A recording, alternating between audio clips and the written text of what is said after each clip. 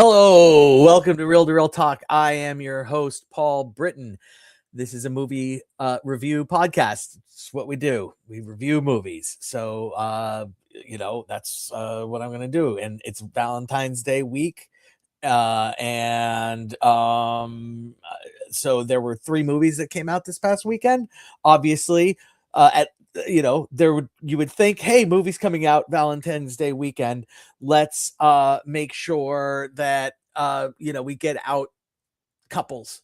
And one movie said we're going to go ahead and get out couples, and then the other 2 movies were like, we're not going to really care about couples all too much, or we're going to care about couples that don't necessarily want to see Wuthering Heights. So I got out, I saw the 3 movies, and let's get rolling. Wuthering Heights is our first movie, directed by Emerald Fennell, starring Margot Robbie as Kathy and Jacob Elordi as the infamous and treacherous Heathcliff. Well, is he treacherous? I don't know. Heathcliff. And this is obviously adaptation of the I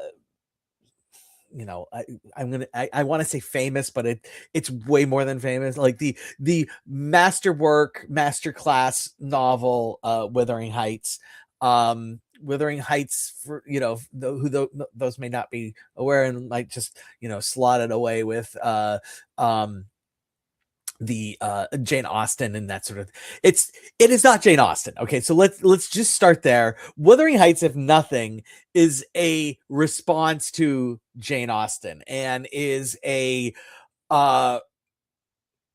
direct attempt to not be Jane Austen. That's what Emily Bronte presents, and so therefore not as funny. There's a levity to Jane Austen. That levity is completely absent. One of the things that you see a lot of in Jane Austen is moneyed versus non-moneyed people. And that certainly plays here. That is a of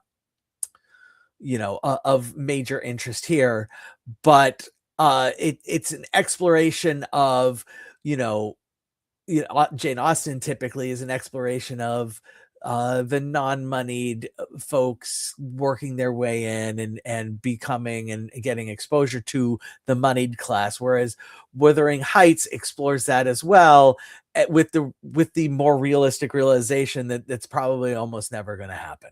And when it does, it's usually with a unintended and unexpected pitfalls to the adventure. And I have not read Wuthering Heights, just to be fair, on the full up and up, nor have I seen an adaptation. This was my interest. I had a general knowledge of Wuthering Heights. I knew it stars Heathcliff and Kathy, and they they are madly in love with each other, but are separated by their class distinction. And so, and so Heathcliff tries to find a way up in class, and and what ends up happening is he's too late. Okay. And so from there it becomes a tragedy. I mean, like, literally it's there, like Pride and Prejudice, for Jane Austen. Everybody gets paired up and everybody's happy. Sense and Sensibility, everybody gets paired up, everybody's happy. Emma, everybody gets paired up, everybody's happy. Wuthering Heights, people get paired up, nobody's fucking happy about it. And man, if I had known going into this just how abso-fucking-lutely miserable love makes people in this movie. The reality. I listened to another review of the movie, and they mentioned it's a revenge. Like, this takes a revenge film and just is like, haha, hold my beer.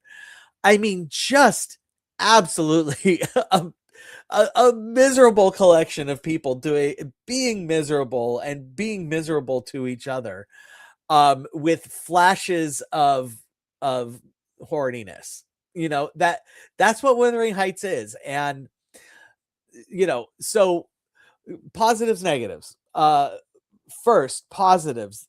The costumes are beautiful, and some of the sets are just otherworldly, with the way they present, and the Charlie XCX famously did the soundtrack and music for this movie, and it really works. I don't know a lot about Charlie XCX. I'm just gonna own that, but what everything that was going on, as it related to music, it didn't take away, and it was good. Would I buy the soundtrack? No, but it's cool. It's good. It was good. Um, Things that didn't work. Margot Robbie being look, it's obvious that Kathy's supposed to be, at a certain age, and she's just I love her. I love her. She's fantastic. Just didn't work. Just did not work here. Uh I did really like Jacob Elordi. Margaret Chow plays Nellie, and I feel like they casted Margaret Chow and sort of like to play off of Margot Robbie, and I would have rather had a different Kathy, and therefore by extension I would have rather had a different Nellie. My understanding is they kind of really twist the Nellie character, and I thought that was really good. The Margot Robbie, and trying to it has name but not money, and so she tries to marry into money, and uh the man she marries, Edgar, played by Shazad Latif, is quite excellent, but we there's a character, Isabella, who is Kathy's future sister-in-law in essence, and which Edgar's sister, um Isabella, and played by Allison Oliver. And I'm going to just click on here because I'm not. I meant to look up what Allison Oliver has been in. Oh, she was in Saltburn. Okay, so Emerald Fennell's last movie was Saltburn, which was a little bit bonkers, but ultimately I thoroughly enjoyed. Not all the bonkers worked. And Allison Oliver in this movie is just absolutely a revelation. She is fantastic. The story between Heathcliff and Isabel is the one that makes the most sense, and the one that's like, I understand where everybody's coming from on this. Because Isabel has been sheltered, and Heathcliff comes back and is handsome and mysterious and with a lot of money, and gives Isabel an opportunity to break away from her brother, while she Isabel gives Heathcliff an opportunity to fuck with Kathy, who he feels he is being fucked by, but not literally at the moment. And she's just fantastic. Like, she just plays this, doe-eyed, I'm just saying, doe-eyed cock goblin so well, and fantastic. A plus. Like, if you've seen the Emma, the most recent Emma, where Mia Goth played the best friend. Mia Goth playing the best friend in Emma is to Emma what she is as Isabella in Wuthering Heights. Just fantastic, perfectly cast. Ultimately, though, for a movie that is advertised as being super hot, super steamy, it's not very hot and not very steamy at all. And there, you have two actors in Margot Robbie um and Jacob Elordi, who seem game to be hot and steamy, like, you know, just game to show whatever and do whatever. And Emerald never ask them to do anything that is like they have their they have their clothes on the whole time. Like uh, Jacob Elordi's shirt comes off for maybe 5 total minutes, 10 max. And it's like, and I'm not saying we need nudity, but like implied nudity. Like there's not even implied nudity here. There's not.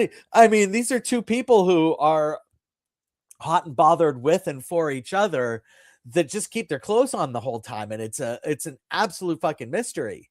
Um, and then things end so bad. Like the people in this movie are fucking miserable. Like it's just that's gonna be, the biggest knock I have on this is that like just everybody's miserable. It's the you know, but you know, it still looks good though. I don't know. I guess the outdoor scenes, it's filmed in the it takes place and is filmed in the moors of northern England, Yorkshire, and it's just beautiful. I mean, just there's so much eye candy going on in this movie, not the least of which are the beautiful people that are in it. uh but also just the a lot of the outdoor staging. So but yeah. All right, hey, here at Real Talk, we do rankings, and we do tacos instead of stars. And if we feel like something needs a little bit of extra taste, instead of doing half a taco like you would do with a half a star, we add guac. Why? Because nobody eats half a fucking taco. Wuthering Heights, it's getting my 3 taco rating. They're not very good tacos. It's borderline 2 tacos plus guac. Ultimately, though, the portrayal of Isabella is fantastic. There's it's not overly wrought, which is nice. It does move along. It just needs to be like, it doesn't have to be happy, but it definitely needs to be hot. Like you don't have to be uh miserable and restrained. You can absolutely be miserable and fucking horny as fuck. And I don't feel like this movie is remotely as horny as it likes to pretend it might be. Next, Crime 101. This is I look, all right. It's a heist movie. So we already know the floor 3 tacos. I love a heist movie, okay? And I'm going to flat out just spoiler alert, this does not disappoint. So it's already you're sitting here, you're listening to Crime 101 review. I'm starting from 3 tacos. Where does it go from there? All right. So one of the best, if not the best, arguably the best heist movie of all time is Heat. Okay. It's just a fantastic movie. A lot of that has to do with Mann being the director, and it's just unbelievable what he does in that movie, and the characters are perfect, and it's just a really like, oh, how could you make a movie this good movie? Heat comes to us from Bart Layton, who hadn't done a movie in 7 years. His last one was American Animals, which is my buddy Blair, who's may or may not be on right now. Oh, he is on. And what does he say? I'm not going to go back. The mentioned, hey, have you seen Bart Layton, the director's last movie, which is American Animals? I hadn't even heard of it. So this is honestly a guy I'd not even heard of, but he got this movie made and just stacked it with a lot of people who I absolutely have heard of. So Chris Hemsworth, Thor from the MCU, plays a obviously autistic, maybe OCD, um uh really intelligent guy who has found himself in a situation where he is using his intelligence to steal money, to steal high end objects, which are insured. And so in his logic, the only people he's stealing from are insurance companies. Mark Ruffalo plays Lou, a cop who is kind of suspecting of Chris Hemsworth, that there is a serial robber out there. Barry Keoghan plays sort of like the young blood crook who is trying to trail Chris Hemsworth and get out in front of him. And then Halle Berry plays Sharon, who is a works for an insurance company as somebody who sells policies, and so therefore knows about high-end items that might become available for stealing. And so Chris Hemsworth tries to recruit her to get him info for a score. This movie is Heat. I mean, it literally it's this movie takes everything, literally everything from Heat. There is not a single beat in this movie that isn't lifted directly from Heat, with slight exceptions, but they're so slight it barely, like, so Chris Hemsworth works alone for the most part. You swap out his team with Barry Keoghan, and so instead of having a team that he's working with, he has instead a guy he's working against. But also the Barry Keoghan character, Orman, you could think of as being sort of like the Wayne Grow character from Heat, and Halle Berry being sort of like the inside person. There's really not an equivalent of that in Heat, but that's okay, because Chris Hemsworth is fucking Robert De Niro from Heat, and except taller and better looking. He meets a woman who he then starts a relationship with. Oh, that happened in Heat. Mark Ruffalo is a cop on that is ruining his personal life in order to take down people. Oh, it's Al Pacino. Yes, it is. And it's the cop slowly beginning to have respect for the criminals. Oh, it's all the aspects between Pacino and De Niro. The biggest difference between Heat and this movie is that in Heat, just everybody's a fucking asshole. And in in Crime 101, only Barry Keoghan's a fucking asshole, and like Nick Nolte plays the fence and he's a fucking asshole, but everybody else is kind of cool and you kind of root for them, and like you want to see Mark Ruffalo do well and catch a bad guy, but the bad guy you don't want him to catch is Chris Hemsworth, because you like Thor and you like Chris Hemsworth in this movie. He goes out of his way not to hurt people, and unlike Robert De Niro in Heat, Chris Hemsworth successfully doesn't hurt anybody, and so Mark Ruffalo appreciates that. And so when Barry Keoghan starts doing jobs basically on Chris Hemsworth route, it's obvious it's not Chris Hemsworth, because he wouldn't hurt these people. I love this movie, man. I am not I didn't know. I went in and I just didn't know what to expect. I didn't know what to expect. Like, the trailers were okay. Like, I knew I wouldn't hate it. I kind of knew it wouldn't suck. Like, it would have had to have been just really poorly written, poorly directed, or poorly acted to suck. Uh, I've seen heist movies like that. This I didn't think for 1 second this would happen, and it didn't. If anything, it's a really well written, expertly acted, and well directed. So kudos in that regard. uh I'm not mad at it for just lifting Heat. And it replaces the sort of like the gunfight that you have in Heat at on the last bank robbery, with just a straight up chase, and it works and it's good. That's not entirely okay. There's another heist after the chase, but I don't know, man. If you like heist movies, if you liked Heat, this is like, it's okay to make a version of Heat where you just like everybody, and you want the Pollyanna ending, and the movie just is like, okay, sure, let's see what that looks like. Let's see what Heat looks like with the Pollyanna ending. Okay, I'll take it. I'm in. Give it to me.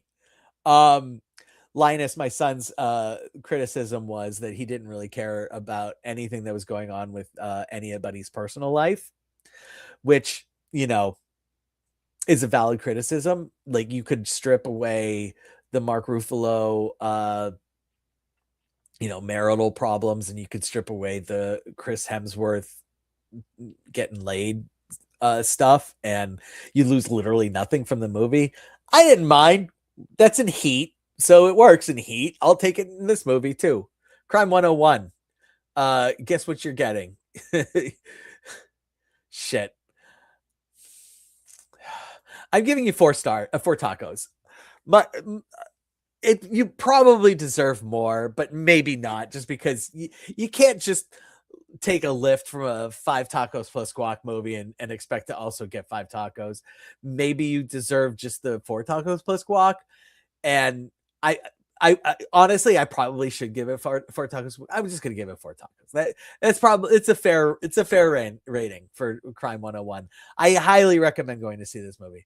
Last movie that I saw over the weekend. Good luck, have fun, don't die. This is coming from Gore Verbinski, of like the Pirates of the Caribbean movies fame. Yes, I really genuinely mean that. And starring Sam Rockwell. Okay. I saw this trailer. I had no idea about this movie. I saw this trailer, and instantly this became the movie I was looking forward to most in, you know, the first quarter of 2026, you know, so from January through March. Instantly this is a fucking movie I have to see. um One, Sam Rockwell is just absolutely my jam. There are 2 actors who are just my jam. Uh, there's Jack Black, who, when he gets to be Jack Black, I'm just going to really enjoy the hell out of him, no matter what he's doing. When he doesn't, when he, when he's just taking a paycheck, it doesn't always work. But more reliable for me is Sam Rockwell. He has a manic energy that I can relate to and I love, and I just really, if I could, you know, change one aspect of my life, it would be that I got to be in a movie with Sam Rockwell. Like, I just think that would be like, just put, like, I'll never be in another movie afterwards. I'll never, you know, I would just randomly be in this one movie, and people would be like, whatever happened to that guy? And I'd be like, well, I'm a data analyst at a company, and it just, like, everything else is the same, except, you know, for the 2-year period that I was living in Los Angeles, somebody saw me at a In-N-Out Burger and said, we want to put you in a movie with Sam Rockwell. And I said, okay, let's do that. Um, that's my dream. Okay. And so this trailer comes out, and it's basically like, hey, we're going to do 12 Monkeys again, but now instead of a virus, we're going to do AI.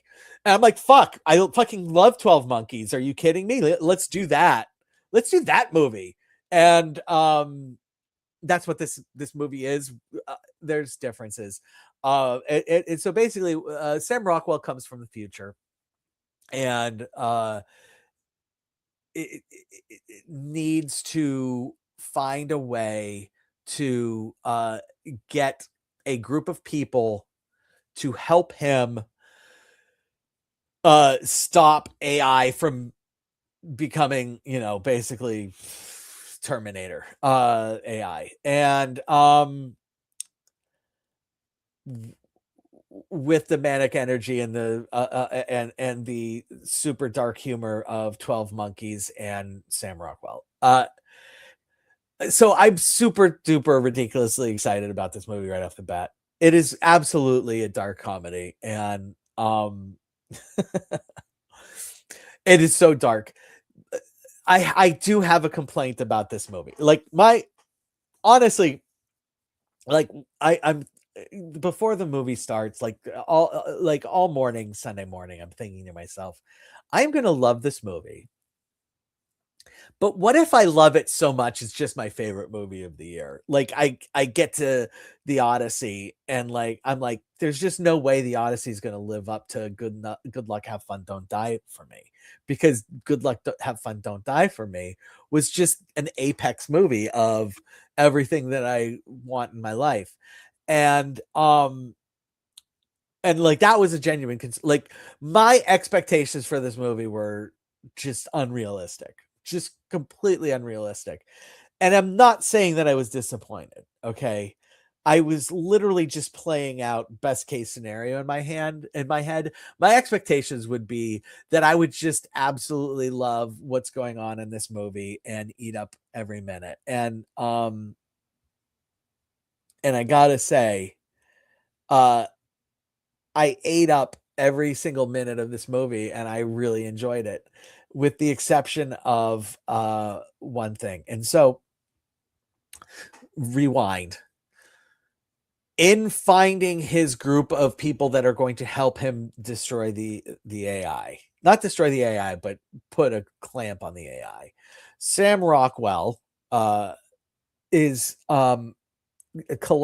gets his collection of people, and the collection of people that he gets, for several of them, the sort of, we'll call them the main characters. For the main characters, we're given a 15-minute backstory on how did they end up in this diner where Sam Rockwell has shown up to find a collection of people to stop the AI.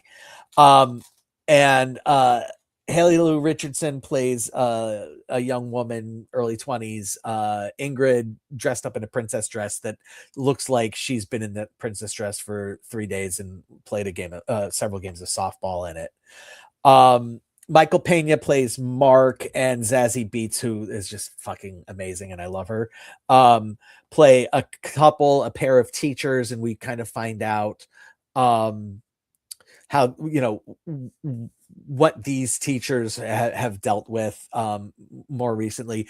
And this one gives us an idea of what's going on with social media and what's going on with teens in this kind of alternate reality movie.